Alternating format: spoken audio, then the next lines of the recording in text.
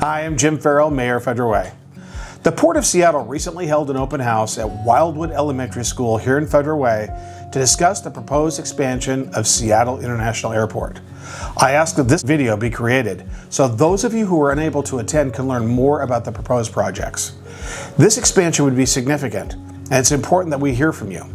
In this video, you'll hear from subject matter experts and see the informational displays that were presented at the open house. I want to thank the Port of Seattle staff for their efforts, as well as Federal Way residents Mike Brigado and Jack Dovey, who serve on our Airport Advisory Committee. The public comment period closes on Monday, July 20th, so it's really important that your voice is heard.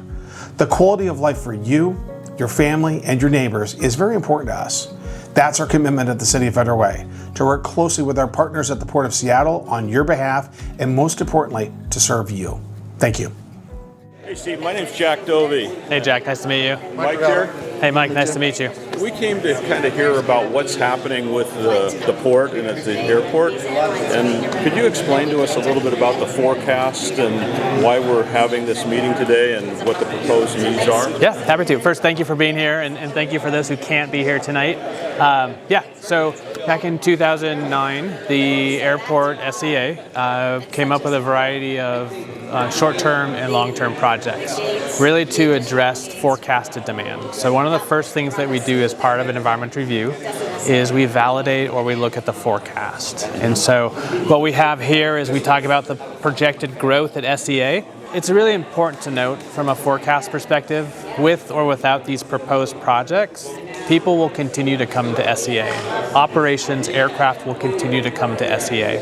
But let me step back a second and talk about kind of what's the purpose of these near-term projects. Right. First and foremost, we have 5 primary purpose and needs, and they're right at the front of the document if folks have a chance to open them up, because it's important for people to know why we're doing these projects or proposing these projects. So our first is that we really want to accommodate passengers that we expect to come to SEA, and not just passenger, but the other one is going to be projected cargo demand.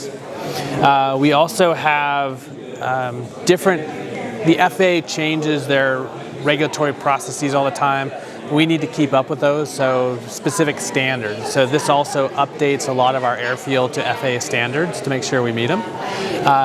The other piece too is that we need a more efficient layout of the airfield. There is no new runway, I just want to be very clear about that. So we do have some taxiways to connect just really for efficiencies. And then the last one is that with additional operations, we need more places to put fuel. And one of the important pieces too for the port's perspective is that this really supports our sustainable aviation fuels program that we have. So we are working hard, not part of this process, but outside of the Sustainable Airport Master Plan, is to look at how we can work with the region to really get sustainable aviation fuel here. One, it's better for the environment, cuts down on emissions, so it's one thing that's important to us. What's kind of the timeline of when this has to be done, or the timeline that all these issues need to be addressed? Yeah, so ideally as soon as possible. That would be the ideal scenario, but as I think you both know and a lot of folks know, is you just don't build things overnight. It takes time. The port is very thoughtful in terms of how it builds things. We have to go through procurement processes. It's a long design process to meet our standards. And then we also work with the communities as we go through building those projects as well. So right now, but to answer your question, is we're looking at between 2032 and 2037 is when we're looking to have most of these projects, if not substantially complete, being completed. And so one of the things that's important to note though, so SeaTac will never just stop growing. The airlines will find a way to bring in a bigger aircraft, put another person on a plane, and so we'll never get to a cap. So we will see a slower growth if we do not move forward with these projects, which means we don't address congestion on the roadways, congestion out on the tarmac, which thus leads to then potentially congestion in the airspace. And so really these near-term projects are intended to alleviate congestion overall in and around SEA. If we do build these projects, you will see an increase in operations, about 2.7% if we weren't to build these projects. So the intent of the environment review is to really assess the incremental difference with and without the near-term projects when they're built. And that's really important. So this is part of the State Environmental Policy Act. It's a very prescriptive process, and this is what we're presenting today. What this map shows, one thing that's really unique about SEA is that we are what's called in a constrained environment. So the biggest need at SEA right now is really places to park aircraft, not just at a new gate, but just pavement on the ground. There's just no space. And as I mentioned, that kind of leads to congestion on the airfield, which then can lead to congestion in the airspace. So what this illustration shows is that if SEA was in an unconstrained environment, you would see this line, we'd grow a lot more than we can actually grow. So this red line or orange line is really, if we don't build the near-term projects, we entered into what's called a constrained operating scenario, about less than 1% growth per year. If we do move forward with the near-term projects, we will see this green line, a slight increase in operations. Again, that's that 2.7%. That's the incremental difference, but I just want to be very transparent. So overall, between where we are at today and what we expect in 15 years, which is 2037, is that we will see anywhere from a 20% to 23% overall growth in operations. That's about less than an operation an hour, as if we do the numbers. Hey Tom, I'm Jack Dovey. Hi. Is Mike. Hey, Mike. Yeah. Hi, Tom Fagerstrom. Hi. So thanks for putting this together so we can look at this. Absolutely. Can you talk about what these maps actually represent? Because a lot of people in Federal Way are concerned about noise, and I know you've done a lot of studies. And Sure. kind of give us an idea of what we're looking at. Yeah, so we've got 2 future years that are forecasted based on future forecasted air traffic. We got 2032, and then we have 2037 here.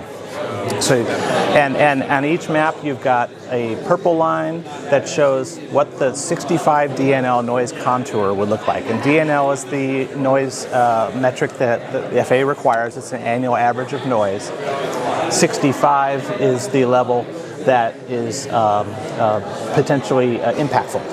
And you've got the purple line here that shows if nothing is built, none of these projects are built, that's what the future for 2032, that 65 DNL line looks like. If the facilities are built, then that blue line extends it out a little bit further. So that's, you've got a build and no build contour, 65 DNL showing impacts.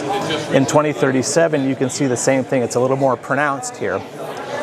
Build or no build with the purple line, and then if those facilities are built, then the contour goes that far further south. And you can see in 2037, the contour actually gets a little smaller for a couple of reasons.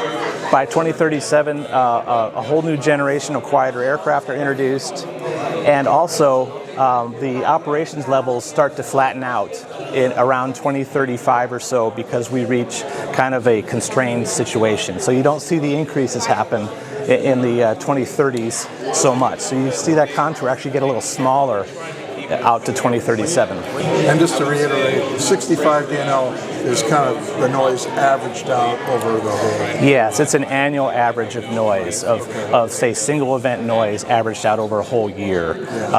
Nighttime noise is given a 10 decibel penalty under that metric, so that does happen. But yeah, and yeah. To summarize what you told me is, as the port improves the airport, because of where Federal Way is, we're not going to be as affected as much at the normal 65 dBA.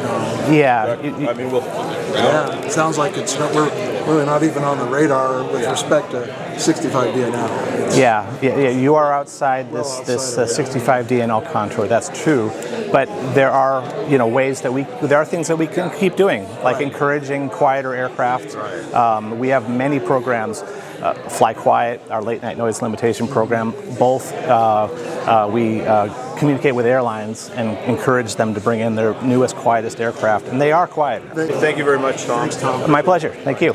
So I have a question. As I look at this chart, Yes. we're talking about if we do nothing or do something, 2032, 2037. I don't understand how, if you do nothing, you have this number here, but if you do something, you have a bigger number. Is that just because we have more going on at the airport and around? efficiency. But is it more efficient than because we have so much, we have a bigger number, but we have more going on. I mean, how do you explain that? Yeah, so these emissions are the greenhouse gas emissions, and the primary driver of that, why you see this pretty large number over here under CO2, is that that's mostly driven by the fuel consumed across all flights. So what gets pumped in at the airport, that's the biggest driver. Whether that plane is going to Paris or whether it's going to Spokane, everything that's pumped on the aircraft is counted in that total number. Right here in Seattle. It's counted in this number. It's very little is being exposed. Okay. Correct. And so for the no action alternative,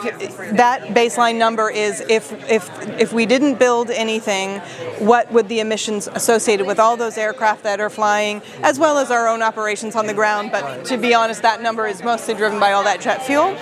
And so then these numbers that you see are slightly higher is if with the proposed action. So by having more flights, basically with the proposed action, you see a higher number. And that the next line down, and it's a little hard to read, is that this is just the emissions associated with construction.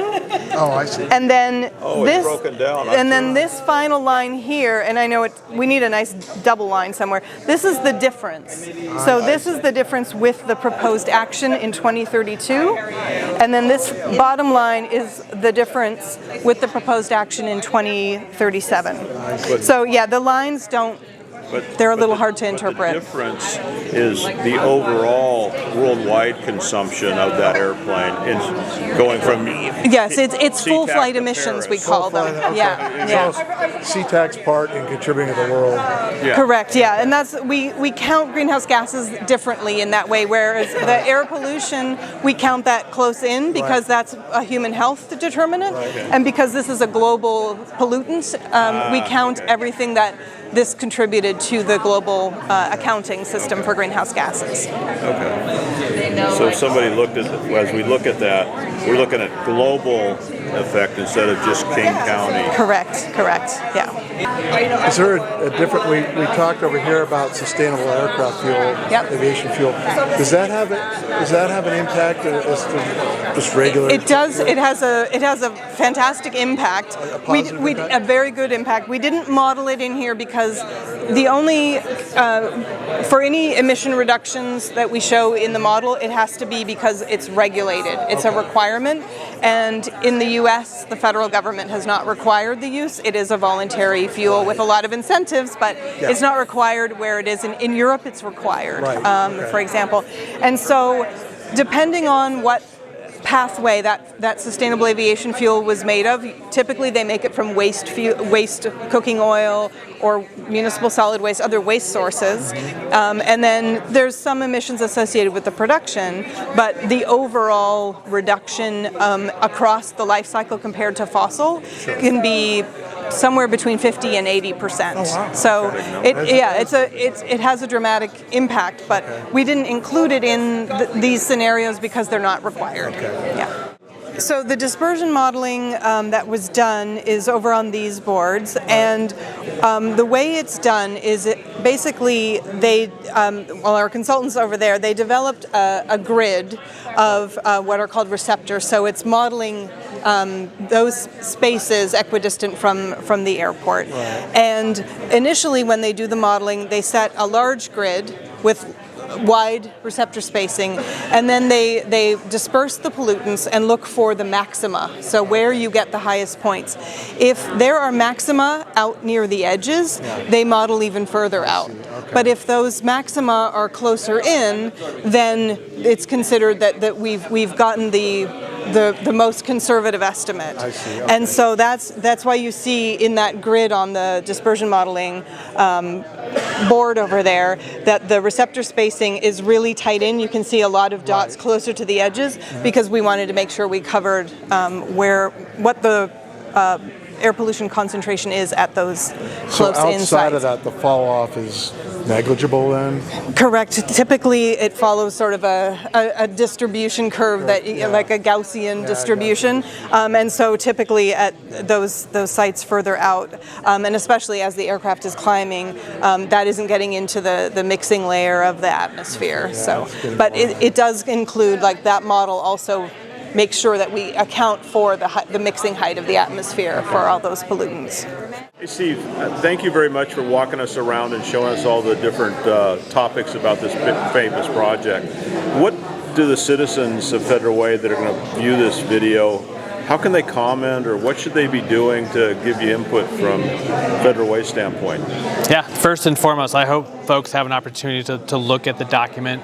We have a plain language summary that's right at the beginning. There's some great documents within it that are pretty easy to read, whether it's the ultrafine particulate or human health and noise. They're very direct, to the point, short. But mostly what we really want to hear is from the community. So there's additional ways to make comments outside of the public hearings / meetings that we have here. One, you can go to our website, sea-samp.com, and there's a web portal that you can submit your comment directly to. You can send an email to samp@portseattle.org. You can also go to our website and you can send mail via USPS. I get that. And then if we only have one more public meeting right now, which will be on Saturday, but the other way is you can email me. I'll read every email and I'll come. You can hand deliver it to me. So when we send questions or comments, how does that all get used in the process, or what happens? Yeah, so our public comment period ends on July 21st at 4 p.m. So we need to have all comments by then. So that will end the 60-day public comment period.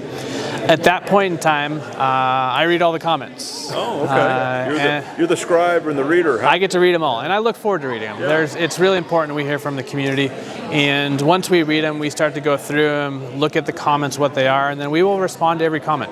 Okay. So once we do that, we've got a small team that will work on that. We'll then make sure that they're appropriate, and we will publish the response to those comments when we publish the final environmental impact statement, which we hope will be by the end of this calendar year. Okay. We welcome all comments. We also have a lot of our materials are translated online too, so if English isn't one's first language, there are additional languages that we translate to, so we really want to hear from the community. Thank you for the information. Appreciate it. Yeah, I appreciate you and the community being here, and I do look forward to the comments that we'll be receiving. Thanks very much, Steve. Yeah, thank you. Steve. Yeah, that's great. Great. Thank you.